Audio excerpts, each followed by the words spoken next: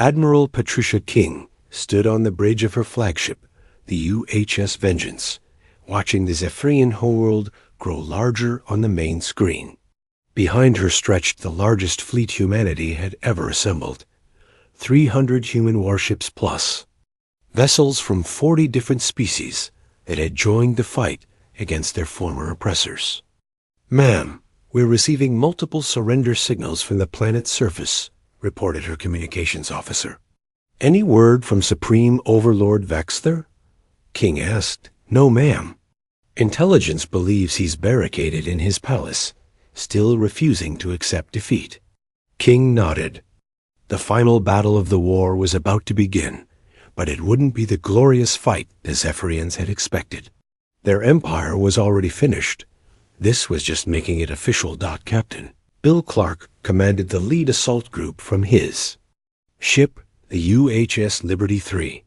The vessel bore the same name as the exploration ship that had started this war, but it was built for a very different purpose. Its weapons could crack continents, and its shields could withstand anything the aliens still had. "Sir, defensive platforms are powering up around the planet," his tactical officer reported. "Take them out," Clark ordered, "but try to minimize civilian casualties. This war is almost over." The human fleet moved into attack formation with practiced efficiency. Every ship knew its role. Every captain understood the plan.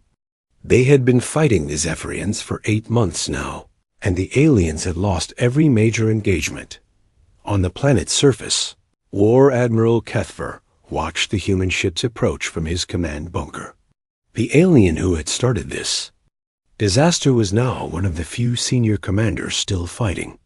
Most others had either surrendered or been killed in the rebellions sweeping across former Zephyrian territory. "Sir, our remaining fleets are requesting permission to surrender," his aide reported. "Denied," Kethver snarled. "We are Zephyrians. We do not bow to inferior species." But even as he spoke, Kethver knew the truth. The humans weren't inferior. They were the most dangerous military force the galaxy had ever seen, and his people had been fools to challenge them. The battle for the homeworld lasted exactly 47 minutes. Human tactics, refined through months of combat, overwhelmed the planet's defenses with surgical precision. Orbital platforms exploded in silent flashes. Defense fleets scattered or surrendered. The mighty fortress world that had ruled an empire became just another conquered territory. Captain Jake Morrison, now promoted to admiral, led the final assault on the planetary palace. His Marines stormed through corridors where Zephyrian overlords had planned the conquest of dozens of worlds. Now those same halls echoed with human footsteps. "Sir, we found him," reported Sergeant Alex Turner over the radio. "Supreme Overlord Vexther is in the main throne room." Morrison made his way through the palace, passing alien artwork that depicted Zephyrian victories over weaker species. Those days were over. The galaxy would never again see conquest on this scale. He found Vexther sitting on his throne, still, wearing the elaborate robes of Supreme Command. The alien leader looked older than his years, his 4 eyes dull with the weight of absolute defeat. "I suppose you've come to execute me," Vexther said in perfect human language. "Actually, no," Morrison replied, surprising him. "We're here to offer you a choice." Dr. Amy Walsh stepped forward, carrying a datapad filled with terms and conditions. The scientist who had witnessed the first contact disaster was now humanity's chief negotiator for alien affairs. "Supreme Overlord, the war is over," she said gently. "Your empire is finished. But the galaxy doesn't have to burn because of one species' mistakes." Vexther looked at the human woman with something approaching confusion. "You're offering terms? After everything we've done?" "We're offering a chance to build something better," Walsh replied. "The old empire was based on conquest and slavery. We're proposing something different, cooperation between equals." Morrison activated a holographic display showing the current state of the galaxy. Former Zephyrian territory was now colored in dozens of different shades, representing newly independent worlds working together under human guidance. 43 species have joined our alliance, Morrison explained. They're sharing technology, trade, and mutual defense. No one rules over anyone else. But you humans are clearly the dominant power, Vexter observed. For now, Morrison admitted. But we don't want to be galactic emperors. We want to be explorers again, discovering new worlds and making new friends.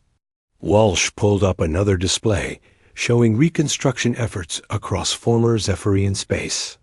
Human engineers were helping rebuild worlds damaged by centuries of exploitation.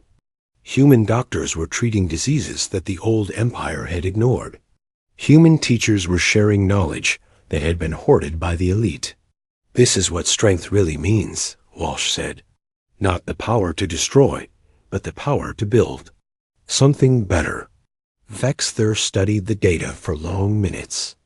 His empire had ruled through fear and violence for 800 years.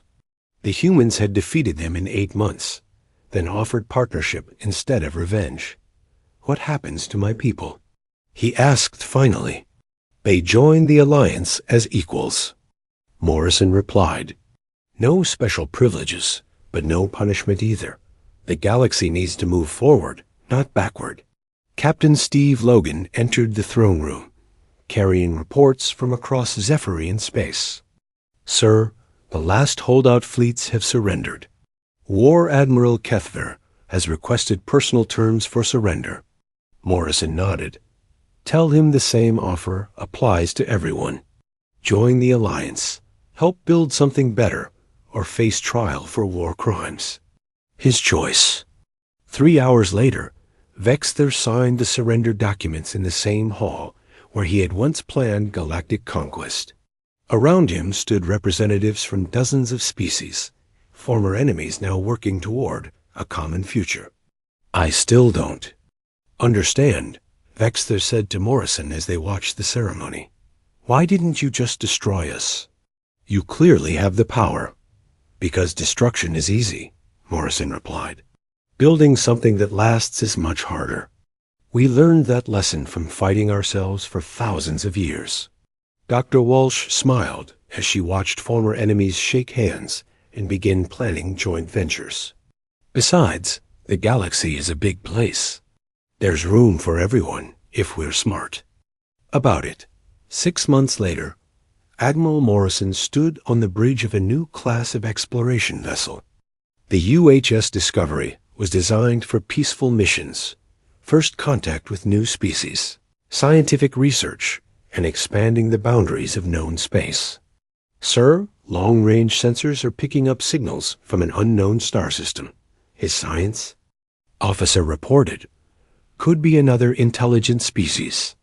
Morrison smiled, remembering the disastrous first contact with the Zephyrians. This time would be different. Humanity had learned from its mistakes, and so had the galaxy.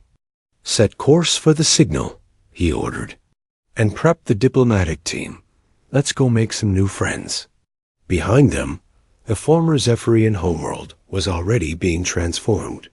Where once a palace of conquest had stood, construction crews were building a center for interspecies cooperation. The galaxy was entering a new age, one where strength meant protection rather than domination, where diversity was celebrated rather than crushed. The Zephyrians had declared war on the wrong species. But in losing that war, they had gained something far more valuable, a chance to be part of something greater than any empire. Humanity had taught the galaxy that the strongest civilizations were built not on conquest, but on the simple idea that everyone deserved a chance to reach for the stars together. The age of galactic empires was over. The age of galactic cooperation had begun. The cantina on Kepler Prime buzzed with the usual mix of voices. Traders from 6 different worlds sat around metal tables, their drinks glowing in colors that would blind most organic eyes. In the corner booth, a group of Zephyrian scouts clicked, their mandibles in what passed for laughter among their kind. "Tell us again about the ghost ships," one of them said, leaning forward on 4 spindly arms. Old Corax, a grizzled Altarian with silver skin that had seen too many star jumps, took a long sip of his blue liquid. "They were real, I tell you.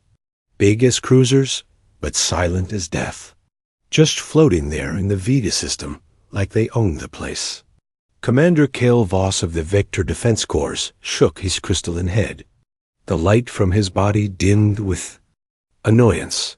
"More tales of the mythical humans, I suppose." The cantina went quiet. Even the background hum of the air recyclers seemed to pause. Corax stared at the young commander with eyes that had seen 3 centuries of space travel. "You think they are just stories, boy?"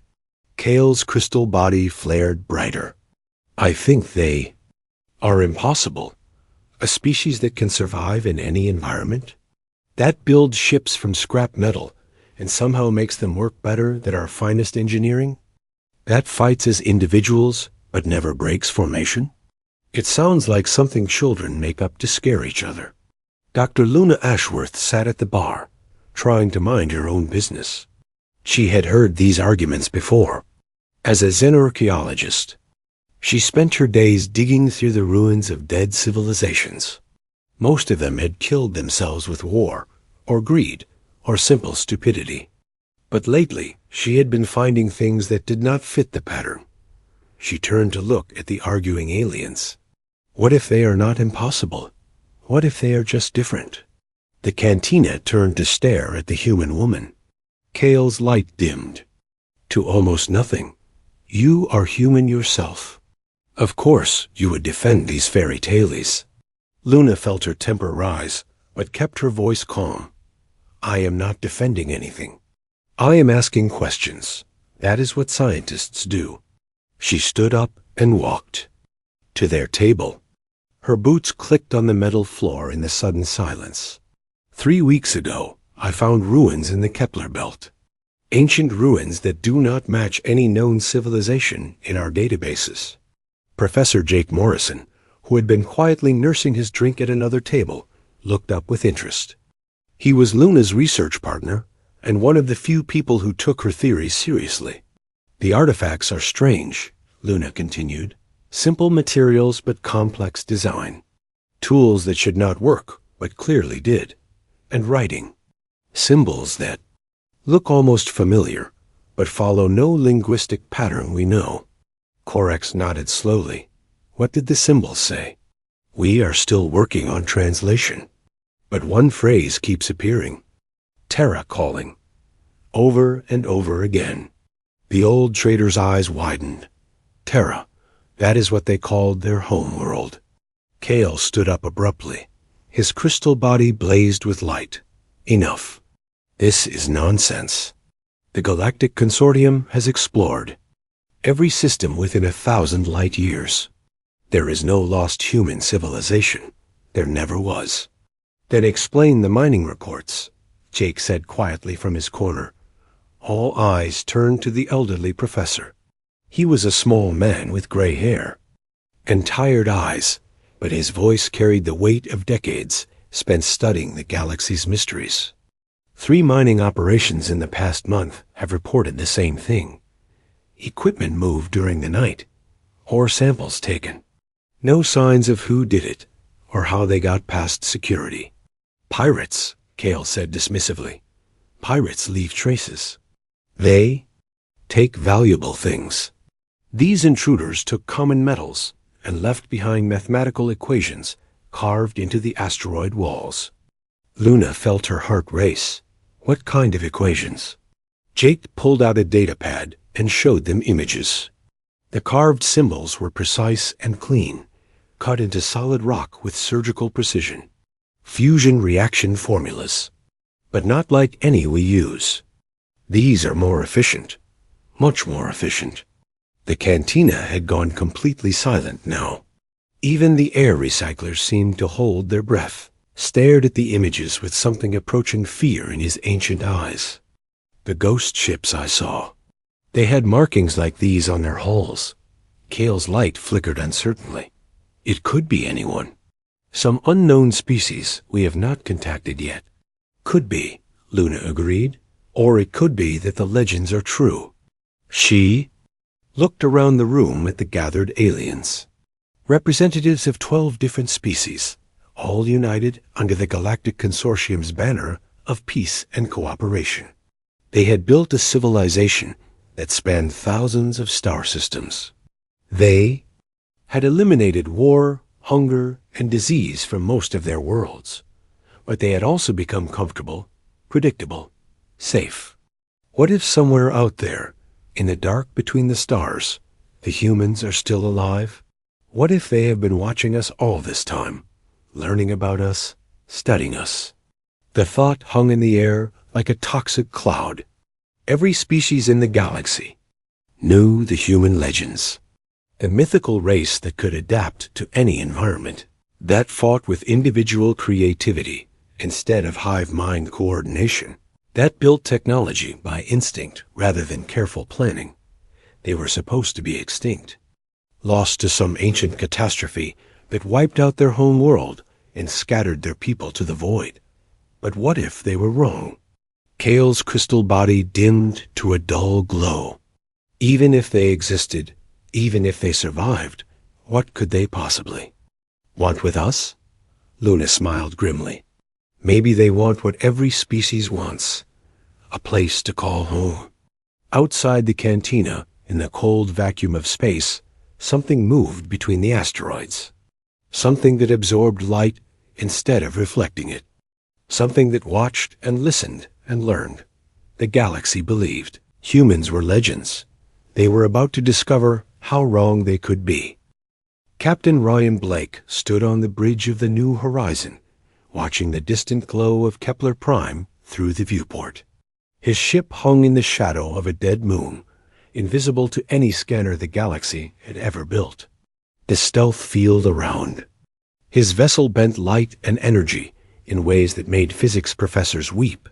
"Captain, we are picking up chatter from the surface," reported Lieutenant Amy Foster from her position at the communications station. "The locals are talking about human artifacts again." Ryan nodded slowly. He was a tall man with graying hair and eyes that had seen too much empty space. "Dr. Ashworth?" "Yes, sir. She found more ruins in the belt. The academic community is starting to take notice." "Time to move then." Ryan touched the comm panel on his chair. "All stations, prepare for departure. Silent running protocols remain in effect." The New Horizon was not a large ship by galactic standards. Most alien vessels were massive constructs built for specific purposes. Exploration ships looked like exploration ships. Warships looked like warships. Human vessels were different. They were built to be anything their crew needed them to be. Ryan had served on the New Horizon for 15 years. In that time, she had been a research vessel, a cargo hauler, a medical ship, and when necessary, a predator that could hunt through asteroid fields without making a sound. Her modular design allowed the crew to reconfigure entire sections in a matter of hours. Jump coordinates locked in, called out Chief Engineer Ben Hayes from the engineering station. "Ready for transition on your mark." "Take us out, Ben. Nice and quiet." Space folded around the New Horizon as her jump drive engaged. The technology was human-built, based on principles that the galaxy's greatest minds had declared impossible, where alien ships tore holes in space-time and thundered through them. Like charging bulls, human vessels slipped between dimensions like ghosts. 300 light-years away, Admiral Kate Sullivan stood in the command center of Liberty's Edge, humanity's mobile command station. The facility was built inside a hollow asteroid, hidden in the heart of the Horsehead Nebula, where no alien ship would ever think to look. "Status report," she said to the assembled officers. Colonel Dan Murphy stepped forward with a datapad in his hand. "All reconnaissance teams are in position. We have eyes on every major consortium fleet movement within 500 light years." Kate nodded.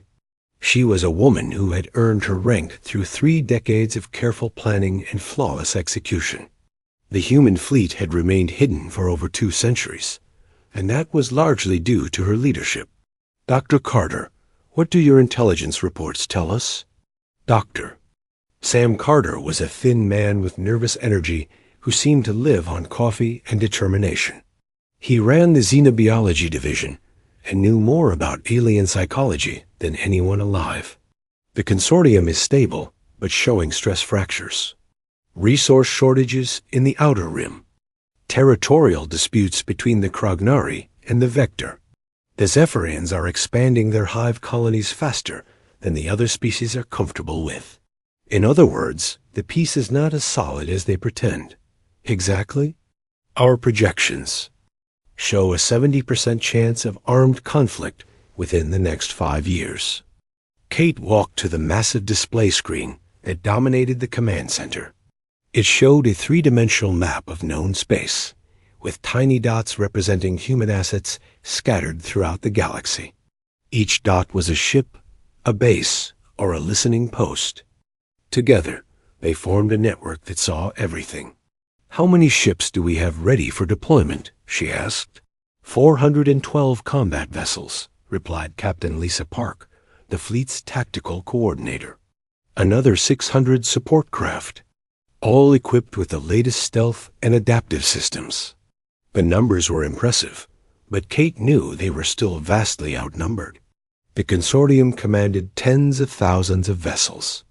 If it came to open warfare, humanity would need every advantage they could get. What about the Dakota Wind and Carolina Storm? Both ships completed their upgrades last week, Lisa reported. Full modular reconfiguration capability. They can switch from exploration to combat mode in under 4 hours. Kate smiled. The modular design philosophy was humanity's greatest strength. While alien ships were locked into their original purpose, human vessels could adapt to any situation. A cargo ship could become a hospital. A research vessel could transform into a weapons platform. A single crew could handle multiple mission types without missing a beat. Admiral, Dr. Carter said quietly, there is something else.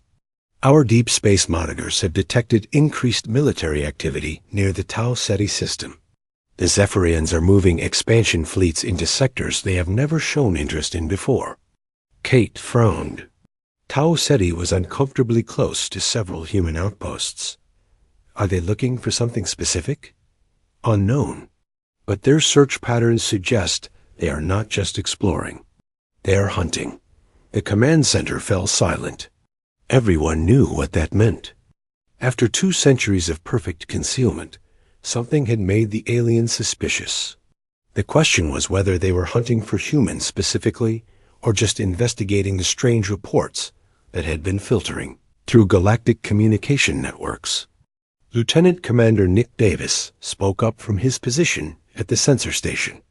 Admiral, we could pull back our forward scouts, go deeper into the dark zones until the heat dies down.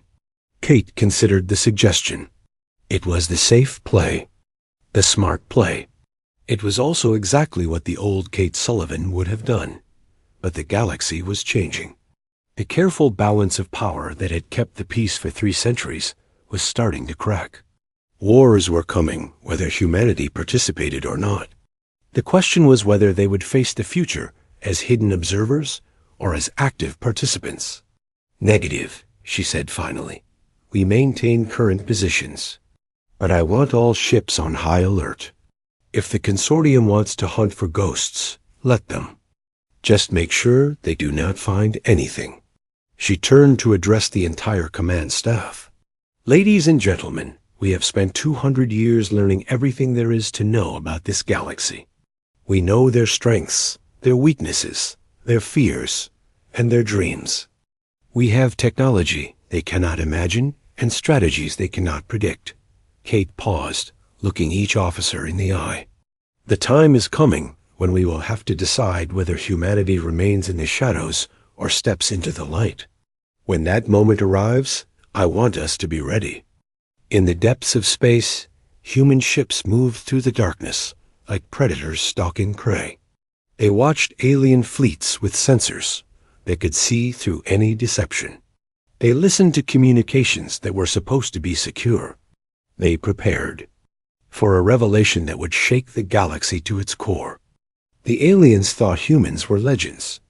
They were about to learn the difference between myth and reality.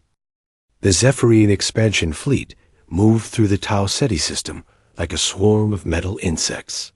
Their ships were elegant things, built for speed and coordination. Each vessel was linked to the others through their hive mind, creating a single organism with multiple bodies.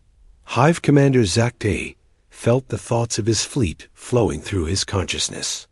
200 ships, 4,000 warriors, all moving with perfect unity toward their target.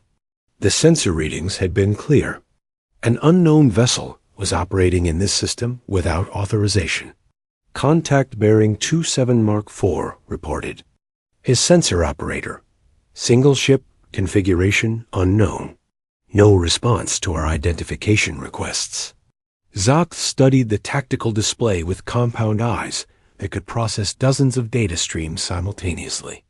The unknown ship was small, perhaps a third the size of his lightest cruiser. It showed no aggressive posture, but also made no attempt to flee. Bring us to intercept course. Prepare boarding parties. The Montana Grace hung in space near the third planet's asteroid belt, her hull reflecting starlight like polished metal.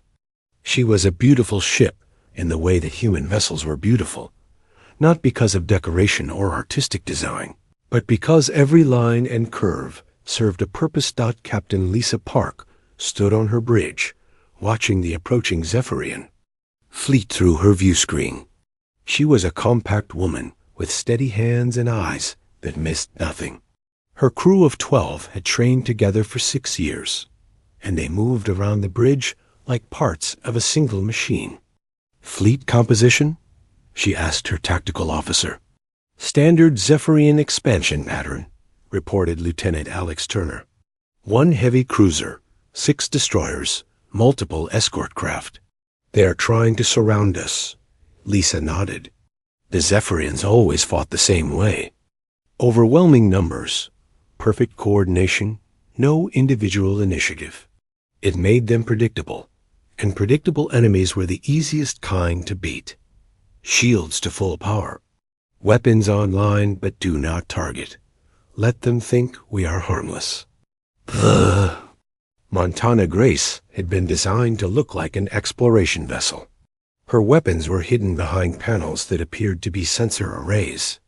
Her shield generators were disguised as communication dishes. Even her crew quarters could be reconfigured into additional weapon bays if necessary. Incoming transmission, called out Communications Officer Maria Santos. Put it through. The main screen flickered to show Hive Commander Zoc H.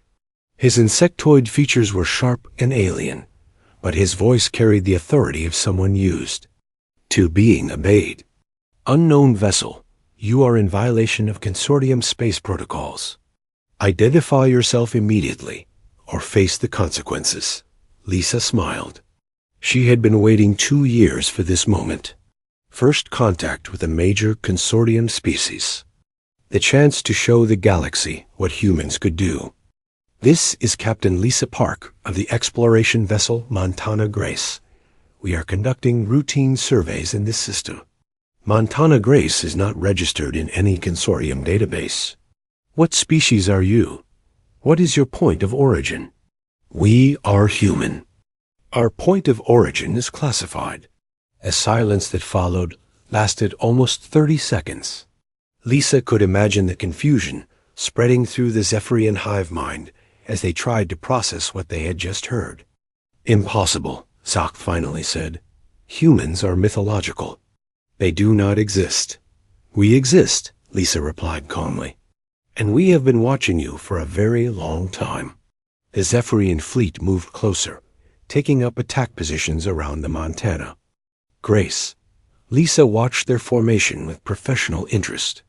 They were trying to create an escape-proof net, but they were thinking in 2 dimensions.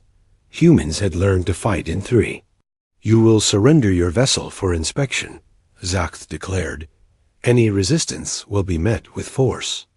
Lisa looked around her bridge at the faces of her crew. They were calm, focused, ready. These were people who had trained their entire lives for this moment. I am afraid I cannot do that, she said. But I am prepared to discuss the matter. There is nothing to discuss. You will comply or be destroyed. The first Zephyrian ships opened fire, their energy weapons painting space with deadly light. The beams struck the Montana Grace's shields and simply disappeared, absorbed and redirected by technology that should not have existed. Lisa touched a control on her command chair. Around the Montana Grace, space itself seemed to ripple as her ship's adaptive camouflage engaged. To the Zephyrian sensors, it looked like the human vessel had simply vanished. "What is your position, Alex?" Lisa asked quietly. "We have a clear field of fire on their command ship. Shall I target their weapons?" "Negative. Target their engines only. We want to disable, not destroy." The Montana Grace opened fire from her concealed position. Her weapons were not the massive energy cannons that most galactic species favored. Instead, she used precision instruments that could surgically remove specific components from an enemy ship without harming the crew. 3 Zephyrian destroyers found their engine systems mysteriously failing. They drifted helplessly as their backup power struggled to maintain life support. "Impossible." Zacht broadcast on all frequencies. "Ghosts cannot fight back." Lisa brought her ship out of stealth directly in front of the Zephyrian command cruiser. At this range, she could have destroyed it with a single shot. Instead, she opened a communication channel. "Commander, your ships are disabled, but your crews are unharmed. I suggest you withdraw before this situation escalates. We do not retreat from unknown aliens." The remaining Zephyrian ships converged on the Montana Grace, firing everything they had. Lisa's shields absorbed the attack without even flickering. Her ship began to move, not away from the enemy fleet, but through it, weaving between their vessels like a dancer performing an impossible ballet. Every move the Montana Grace made was calculated to demonstrate human superiority without causing unnecessary casualties. She disabled weapon systems with pinpoint accuracy. She jammed communication arrays with targeted electromagnetic pulses. She even used the system's asteroid field as cover, appearing and disappearing like a ghost ship from ancient legends. Within 20 minutes, the entire Zephyrian fleet was either disabled or in full retreat. Not a single alien life had been lost, but their pride was in ruins. "This is not possible," Zacht said, his voice filled with something that might have been awe. Lisa smiled. "Commander, you have just had your first encounter with humanity. I suggest you report back to your superiors that the legends are true. We are real, we are here, and we are not your enemies unless you make us your enemies." She cut the transmission and turned to her crew. "Well done, everyone. Alex, send a message to Admiral Sullivan. Tell her the cat is out of the bag." Throughout the galaxy, news of the encounter spread like wildfire. The impossible had happened. A mythical species had revealed itself, and they possessed technology that made the galaxy's greatest achievements look like children's toys in cantinas and council chambers. On military bases and civilian stations, the same question echoed through every conversation. If humans were real, what else might be hiding in the dark between the stars? The galaxy believed humans were legends. Now they knew better.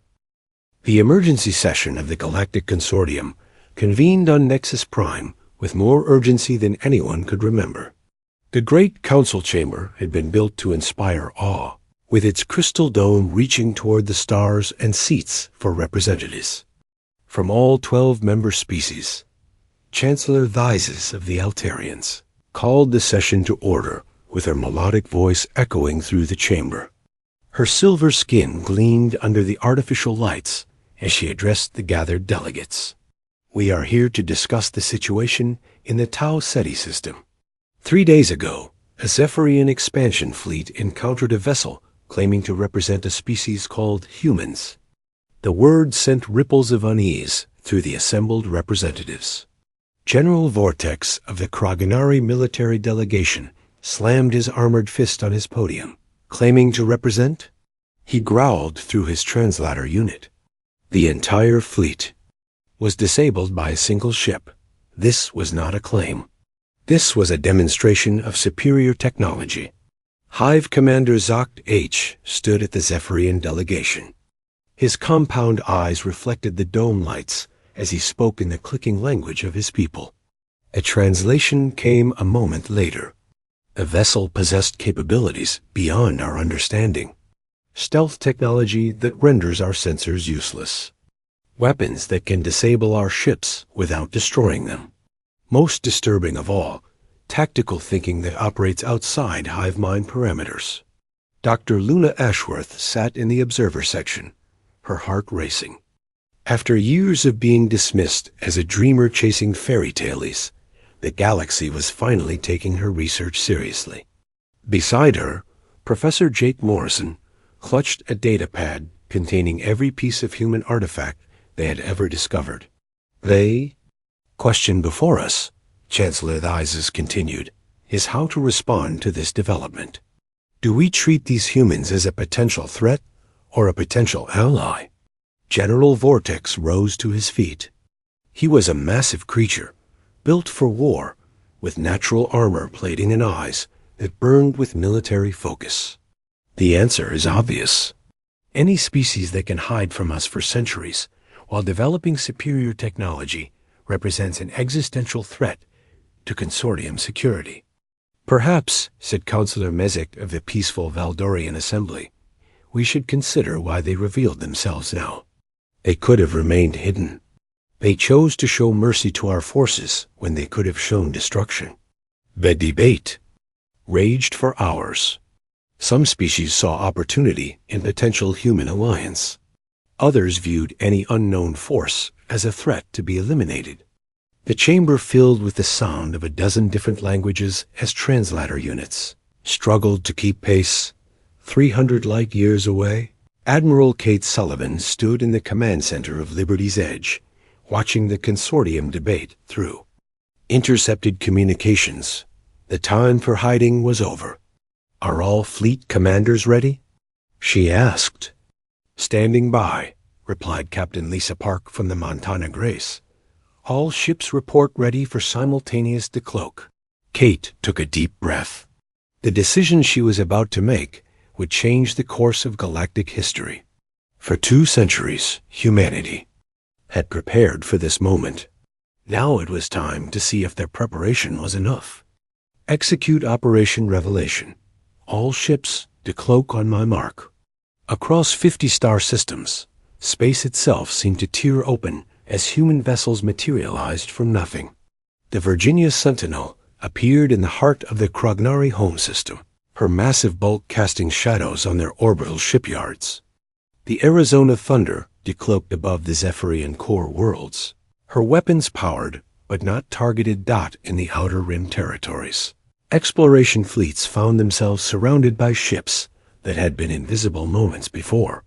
Mining operations watched in stunned silence as human vessels emerged from asteroid fields where no ships should have been able to hide. The psychological impact was immediate and devastating. If humans could hide an entire civilization, what other impossibilities might be lurking in the void? On Nexus Prime, emergency alerts began flooding the council chamber. Representatives stared at their data screens in disbelief as reports came in from across the galaxy. Impossible, whispered Councillor Theises. Our long-range sensors show no fleet movements, no jump signatures. How did so many ships appear simultaneously? General Vortex was studying tactical displays with growing alarm. These are not exploration vessels.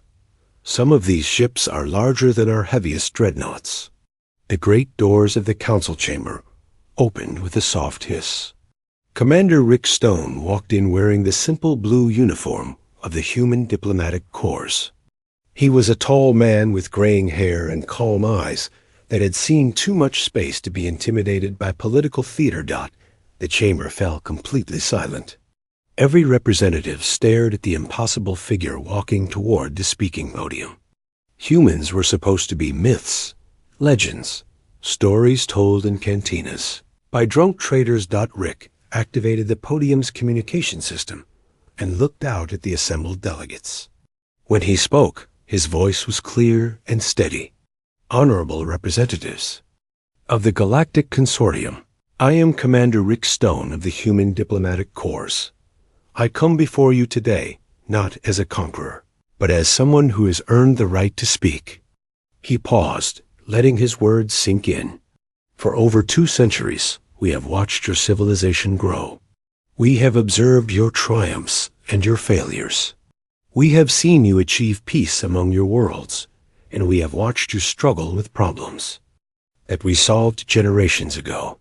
Dr. Elena Rodriguez materialized beside Rick as her personal stealth field deactivated. The sight of another human appearing from thin air sent fresh waves of shock through the chamber. She was a small woman with dark hair and intelligent eyes that seemed to catalog every face in the room. My name is Dr. Elena Rodriguez, and I serve as humanity's chief Xena diplomat. We have studied each of your species extensively.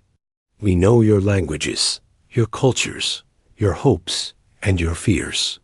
She gestured to the displays, showing human ships throughout the galaxy. What you see before you is not an invasion force. It is a demonstration. We could have remained hidden forever. We could have watched you destroy yourselves in the wars that are coming. Instead, we choose to offer our partnership. General Vortex stood up, his armor clanking. Partnership? You spy on us for centuries, and then claim to want partnership? Rick smiled. General, we did not spy on you. We studied you. There is a difference. A spy seeks information to exploit weakness. A student seeks information to understand truth. And what truth did you discover? Asked Chancellor Thizes. Elena stepped forward. We discovered that the galaxy is far more fragile than you realize. Your peace depends on careful balance, but that balance is failing. Resource shortages in the outer rim. Territorial disputes between military powers. Population pressures that threaten to explode into open warfare. She activated a holographic display showing galactic economic and political data. Our projections indicate a 78% probability of major conflict within 5 years, unless something changes.